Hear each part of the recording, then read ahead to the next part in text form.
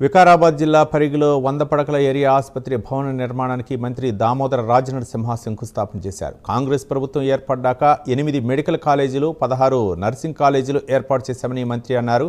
400 medical సీట్లు సాధించామన్నారు. ప్రాంతీయ ప్రీతి ఉన్న నాయకుడు ఉన్నప్పుడే ఆ నియోజకవర్గం అభివృద్ధి చెందుతుందని స్థానిక ఎమ్మెల్యే రామ్మోహన్ రెడ్డిని మంత్రి కొనియాడారు.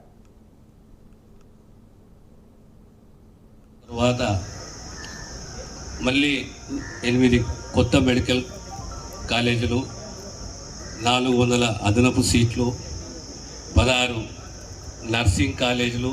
ప్రతి నియోజకవర్గానికి ఒక ప్రభుత్వ నర్సింగ్ కాలేజీ ఏర్పాటు చేయాలనేది రాష్ట్ర ముఖ్యమంత్రి రేవంత్ రెడ్డి గారి ఆలోచన. ప్రభుత్వం రాగానే, కాంగ్రెస్ ప్రభుత్వం రాగానే మొట్టమొదట 16 నర్సింగ్ కాలేజీలు, దానికి తోడు 8 మెడికల్ కాలేజీలు, 400 సీట్లు.